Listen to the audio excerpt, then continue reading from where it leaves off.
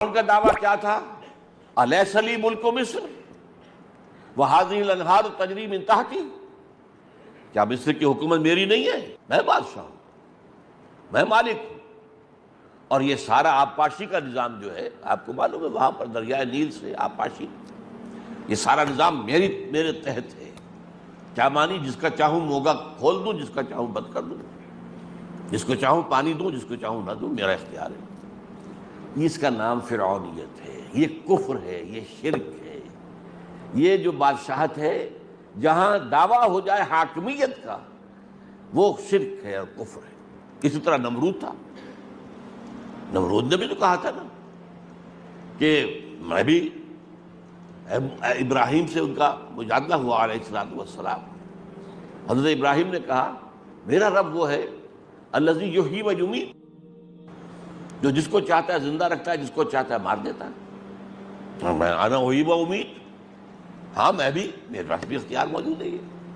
اس نے کہیں جیل کے اندر سے 2 قیدی منگوائے، ایک کی گردن اسی کو توڑوا دی سب کے سامنے، دوسرے کو چھوڑ دیا، دیکھو میرا اختیار ہے، انا احیی و امیت، میں نے ایک کو زندہ رکھا، ایک کو قتل کر دیا، ہے کہ نہیں؟ پھر حضرت ابراہیم نے اس سے کہا کہ میرا رب جو ہے یاتی الشمس من المشرق فأت بہا من المغرب، میرا رب وہ ہے جو سورج کو مشرق سے نکالتا ہے، تو اگر رب ہے تو مغرب سے نکال کے دکھا۔ فبہت الذی کفر، تو وہ جو کافر تھا وہ مبہوت ہو کر رہ گیا۔ یہ نمرود کی بادشاہی یہ کفر ہے، یہ شرک ہے۔ فرعون کی بادشاہی کفر ہے، شرک ہے، اسے غیر اسلامی کافرانہ بادشاہی کہہ لیجئے۔ داؤد کی بادشاہی عین اسلامی ہے، اسے اسلامی بادشاہت کہیں یا خلافت کہیں۔ سلیمان کی بادشاہی عین اسلامی ہے، اسے خلافت کہیں یا اسلامی بادشاہت۔ اب اگلی بات سمجھیے، جب تک کہ نبوت چل رہی تھی، سلسلہ جاری تھا، آج سے 1400 برس پہلے تک تو جاری تھا، تو نبی ہی خلیفہ ہوتا تھا، یعنی خلافت شخصی تھی۔ یہ نوٹ کیجئے لفظ شخصی، پرسنل، ایک آدمی خلیفہ ہے۔ چنانچہ یا داؤد انا جعلناک خلیفۃ فی الارض، اے داؤد ہم نے تمہیں بنایا ہے خلیفہ۔ اجتماعی خلافت نہیں تھی، یہ خلافت کیا تھی؟ شخصی۔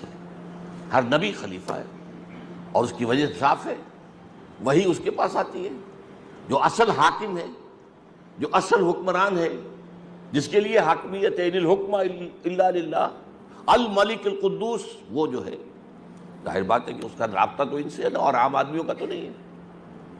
ان کے پاس اللہ کے احکام آ رہے ہیں اور وہ اسے نافذ کرتے ہیں۔ جہاں اللہ کا حکم نہیں ہے وہاں اپنی عقل سے، اپنے فہم سے، اپنی سمجھ سے کام لیتے ہیں۔ یہ خلافت کا ایسنس جو ہے سمجھ لیجیے۔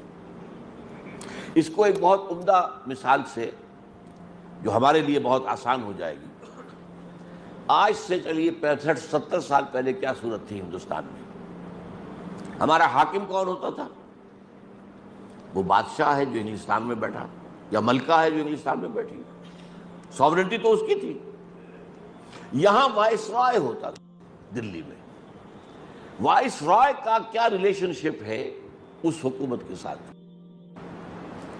جو حکم آ جائے گا، ہز میجسٹیز گورنمنٹ، اگر بادشاہ ہے تو ہز میجسٹیز گورنمنٹ کہیں گے، اگر کوئین ہے تو ہر میجسٹیز گورنمنٹ کہیں گے۔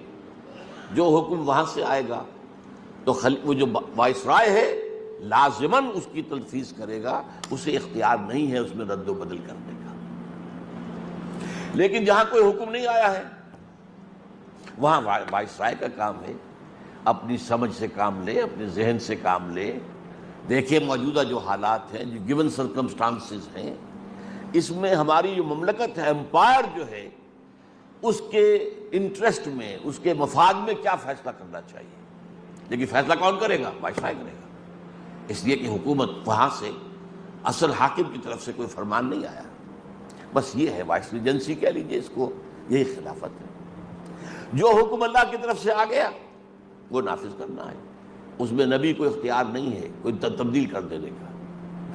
البتہ جہاں کوئی حکم نہیں ہے وہ نبی جو ہے اپنا اپنی فہم، اپنی سوچ، اپنی صلاحیت، اپنی ذہانت، اس سے کام لے کر جو فیصلہ چاہے گا کرے گا۔ اچھا، یہ کب تک سلسلہ چلا ہے؟ جب تک نبوت جاری تھی۔ اس سلسلے کی آخری کڑی کون تھے؟ محمد رسول اللہ صلی اللہ علیہ وسلم۔ اب ہم یہ کہتے نہیں ہیں حضور کو کہ حضور خلیفہ تھے، حضور کی شان جو ہے بہت بلند ہے، لفظ خلافت سے اونچی ہے، اس لیے جو اصل اونچی شان ہے خاتم المرسلین ہیں، خاتم النبیین ہیں، سید الانبیاء ہیں، محبوب رب العالمین ہیں، تو آپ جب بھی نام لیں گے آپ کو تو ہم اس حوالے سے لیں گے۔ لیکن آپ یہ سوچئے کہ مدینے میں جو چھوٹی سی ریاست قائم ہوئی اس کا حاکم کون تھا؟ حضور تھے، حضور خلیفہ تھے نا۔ جو بھی آ رہا ہے حکم حضور کو آ رہا ہے، حضور اس کی تنفیذ کر رہے ہیں۔ جہاں نہیں ہے آپ اپنی اجتہاد سے، اپنی سوچ سے، اپنے غور و فکر سے نتیجہ نکالتے ہیں۔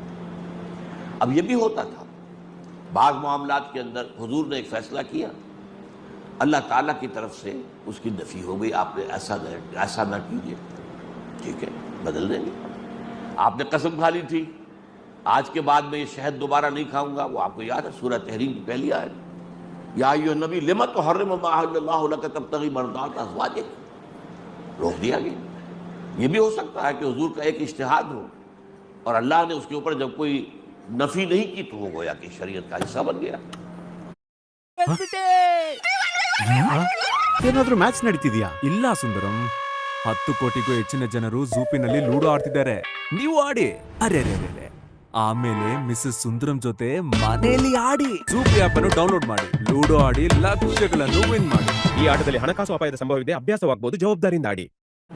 لیکن بہرحال جو حکم آیا ہے اس کی تنفیذ کرنی ہے، اور جہاں کوئی حکم نہیں ہے اس میں نبی کو اختیار ہے کہ اپنے اجتہاد سے، اپنے سوچ بچار سے، اپنے فہم کے مطابق فیصلہ کرے۔ یہ حیثیت رہی ہے حضور کی مدینے کے 10 سال جو ہے ریاست جو بن گئی تھی،